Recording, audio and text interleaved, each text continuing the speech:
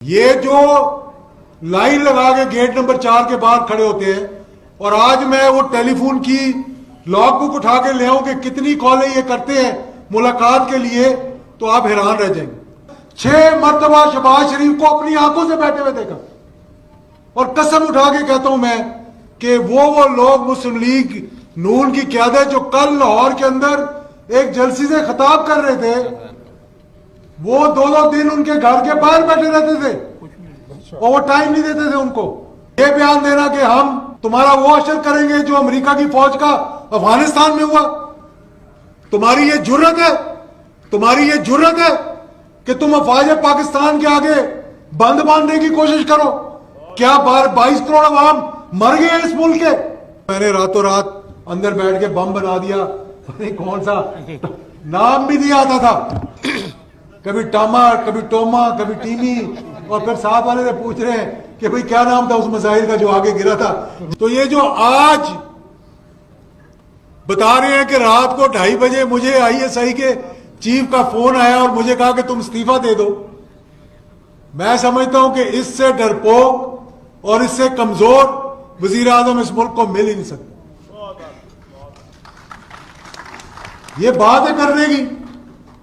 آپ مجھے بتائیں کہ کبھی اداروں نے بھی ٹیلی فون کر کے کہا کہ جناب وزیر اعظم صاحب آپ شاید سو رہے ہوں گے، مجھے اپنا استعفیٰ دے دیں؟ اس قدر جھوٹ بولتے ہیں۔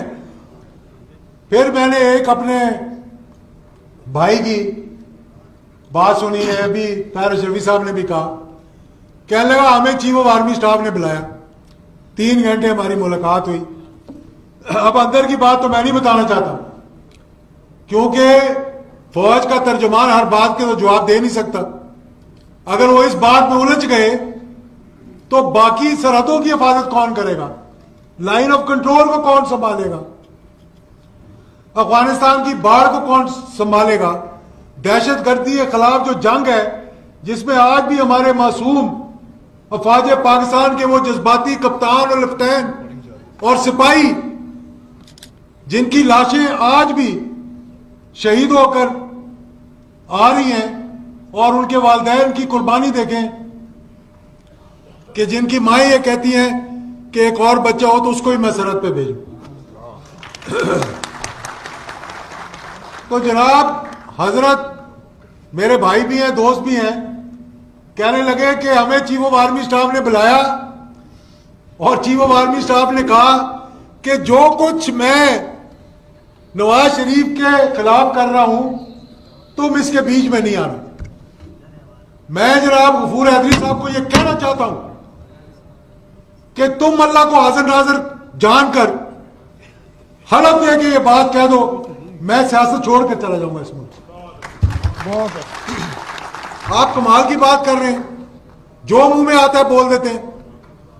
آپ کا کیا خیال ہے کہ یہاں کوئی فوج کا ترجمان کھڑا ہو کے، میں نے تو پہلے کہا تھا DG ISPR صاحب کو کہ جناب آپ کو ان کا جواب نہیں دینا چاہیے۔ یہ جو لائن لگا کے گیٹ نمبر 4 کے باہر کھڑے ہوتے ہیں اور آج میں وہ ٹیلی فون کی لاگ بک اٹھا کے لے آؤں کہ کتنی کالیں یہ کرتے ہیں ملاقات کے لیے تو آپ حیران رہ جائیں گے۔ اور کتنی ملاقاتیں کی چیف آف آرمی سٹاف سے یا DG ISI سے تو ملنا بہت دور کی بات ہے۔ میں نے ان کے قریبی رشتہ دار کے گھر 6 مرتبہ شہباز شریف کو اپنی آنکھوں سے بیٹھے ہوئے دیکھا اور قسم اٹھا کے کہتا ہوں میں کہ وہ لوگ مسلم لیگ نون کی قیادت جو کل لاہور کے اندر ایک جلسے سے خطاب کر رہے تھے وہ 2 دن ان کے گھر کے باہر بیٹھے رہتے تھے اور وہ ٹائم نہیں دیتے تھے ان کو۔ وہ تو بہت بڑی بات ہے۔ میں نے ان کو دیکھا اسٹیشن کمانڈر لاہور 1999 کے کو کے بعد وہ بریگیڈیئر صاحب کے دفتر میں وہ لوگ بیٹھے ہوتے تھے جو آج پاکستان کے بہت بڑے جمہوریت کا علم اٹھا کر کھڑے ہوئے ہیں کہ جمہوریت کے لیے ہم قربانیاں دے دیں۔ یار تم مطلب کوئی تھوڑا بہت، اور پھر یہ بیان دینا کہ ہم تمہارا وہ اشر کریں گے جو امریکہ کی فوج کا افغانستان میں ہوا۔ تمہاری یہ جرت ہے کہ تم افواج پاکستان کے آگے बंद बांधने की कोशिश करो।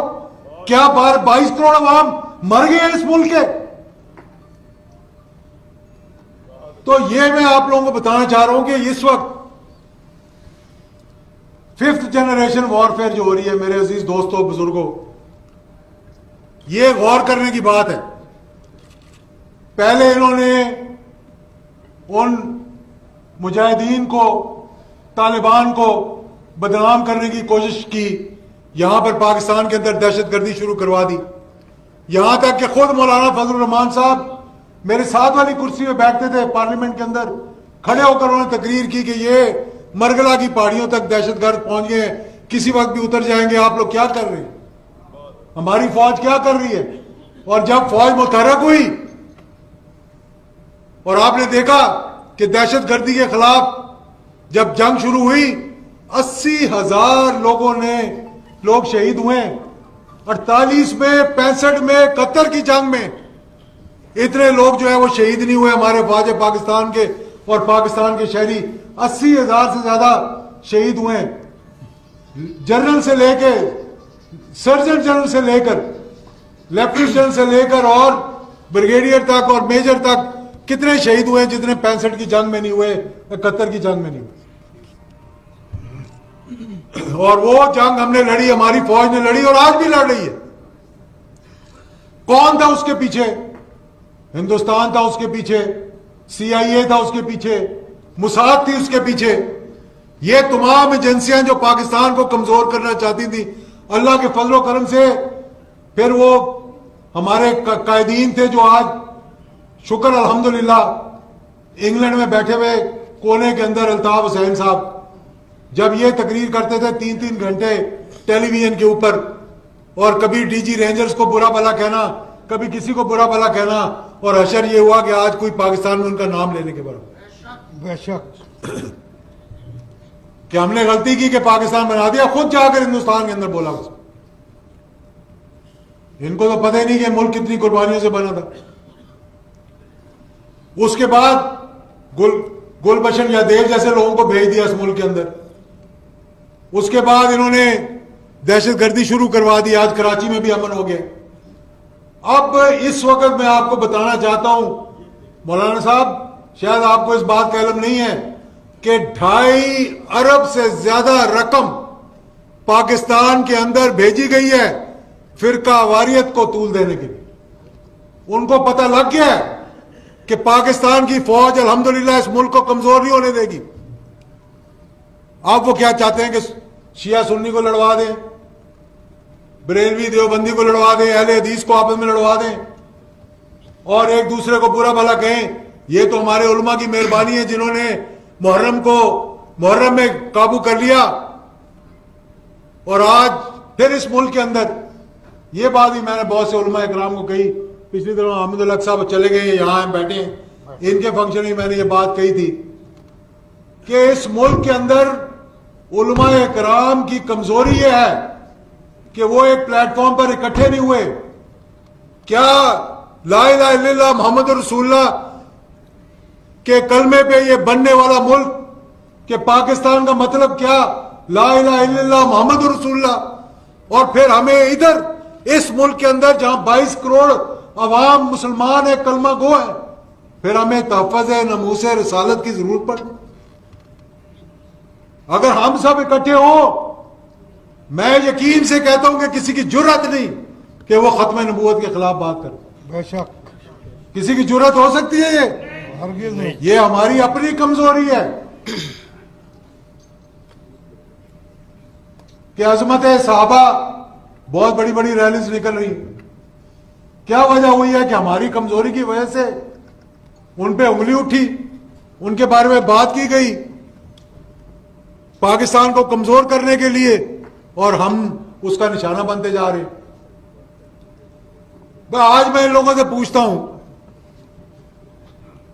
कि कौन यहां पर, मैं तो उस बयानिए पे अभी आना नहीं चाहता, जब उस बयानिए पे आऊंगा शायद आप लोग बोझ ही ना उठा सके उसका, क्योंकि मैं इनके अंदर की बात बताऊं आपको कि ये क्या करते रहे माजी के अंदर।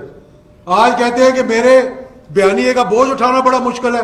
कहां था वो बयानिया? मुझे बताएं, कहां था वो बयानिया جب آپ جنرل جیلانی کے گھر بیٹھے کے باہر بیٹھے رہتے تھے سارا سارا دن. کدھر تھا وہ بیانیہ؟ کہاں تھا وہ بیانیہ جب آپ کی بوری سے پیر پگاڑا نے کہا کہ دانے گرنے شروع ہو گئے اور ضیاء الحق شہید نے جا کر کہا کہ میں نے اس بوری کو سی دیا؟ کہاں تھا وہ بیانیہ؟ دانے تو سارے گر چکے تھے, جا چکے تھے. کہاں تھا وہ بیانیہ جب ضیاء الحق شہید نے کہا کہ میری عمر بھی اس کو لگ جائے؟ وہ فواد جس نے آپ لوگوں کو پالا, کوئی چیف آف آرمی اسٹاف کو اپنا ڈیڈی کہتا تھا, کوئی اس کی پارٹی کا سیکرٹری جنرل بن جاتا تھا. جوید اقبال صاحب, آپ کا بھی شکریہ کہ آپ تشریف لائے. خان عبد القیوم خان کے ساتھیوں میں سے اور آرگنائزر ہیں خان عبد القیوم خان مسلم لیگ کے, آج صوبہ سرحد کے بڑی دیر سے بیٹھے ہوئے, ان کی عمر بھی بڑی ہے. آپ جیسے لوگوں پہ ہمیں فخر ہونا چاہیے کہ آپ نے مسلم لیگ کے لیے ساری ساری عمر گزار دی, اور قمر قطب صاحب نے اور باقیوں نے. تو میرے دوستوں اور بزرگوں, میں صرف یہ آپ کو بتانا چاہتا ہوں, انشاءاللہ استحکام پاکستان کا سلسلہ رکنے والا نہیں ہے. انشاءاللہ یہ تو ابتدا ہے, اس کو انشاءاللہ ہم انتہا پہ لے کر جائیں گے, اور اس انتہا پہ لے کر جائیں گے کہ جہاں یہ کسی کی جرت نہیں ہوگی کہ پاکستان کے دفاع کے خلاف, پاکستان کی فوج کے خلاف, پاکستان کی سرحدوں کے خلاف, پاکستان کے دشمن بن کر آپ یہ بیانیاں دینا شروع کر دیں. پہلے بھی یہ ہو چکا ہے جناب. مجھے یاد ہے وہ دن کہ جب میں بیٹھا ہوا تھا اور میں حیران رہ گیا سن کر کہ اپنے ہی ملک کے جو ہمارے وزیر اعظم تھے کہنے لگے یہ بمبئی میں جو حملہ ہوا ہے یہ ہم نے لوگوں کو بھیجا ہے. وہ خدا کا خوف کرو. وہ اجمل کے صاحب کا ہمیں آج تک نہیں پتا کہ پاکستانی تھا بھی کہ نہیں تھا. یہ سازشیں ہیں پاکستان کے خلاف کہ جی یہ اسٹیٹ ایکٹر ہے, یہ نان اسٹیٹ ایکٹر ہے. جو پاکستان کا دفاع کرے, جو پاکستان کے لیے اپنی جان کی قربانی دے, جو پاکستان, آج کیا وجہ ہے کہ افواج پاکستان دنیا کی ٹاپ کی فوجوں میں آتی ہے. اور یعنی کہ مجھے یاد ہے وہ 5ویں OIC کی, زیادہ ٹائم نہیں لیتا, مغرب کی نماز کا وقت ہونے والا ہے. میں کویت میں تھا, 5ویں OIC کی میٹنگ ہو رہی تھی, ہم سٹیج پہ بیٹھے ہوئے تھے, یاسر عرفات تقریر کر رہا تھا, اور یاسر عرفات نے کہا کہ کاش ہمارے پڑوس میں بھی ایک پاکستان ہوتا, اور اس پاکستان میں ایک ضیاء الحق ہوتا تو آج ہم بھی آزاد ہوتے. آپ لوگوں کو پتہ ہی نہیں ہے کہ اللہ کا کتنا بڑا کرم اور معجزہ. میں یہ بات بار بار کہتا ہوں کہ ان افغان مجاہدین کو سلام پیش کیا کرو جو آپ کی سلامتی کے لیے جنہوں نے 15 لاکھ جانوں کی قربانی دی, ورنہ آج انہوں نے تو لڑ مار لیا, اپنے ملک کا جھنڈا آج بھی اونچا رکھا, برطانیہ کو بگایا, روس کو بگایا, اب امریکہ کو بگا رہے ہیں.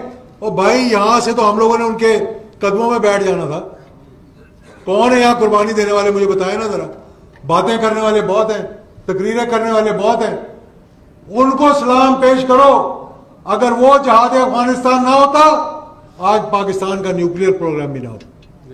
یہ جو کہتے ہیں کہ میں نے راتوں رات اندر بیٹھ کے بم بنا دیا, کون سا نام بھی نہیں آتا تھا, کبھی ٹاما, کبھی ٹوما, کبھی ٹیمی, اور پھر ساتھ والے سے پوچھ رہے ہیں کہ بھئی کیا نام تھا اس مسائل کا جو آگے گرا تھا, جس مسائل کو دیکھ کر میں نے نیا مسائل بنا دیا.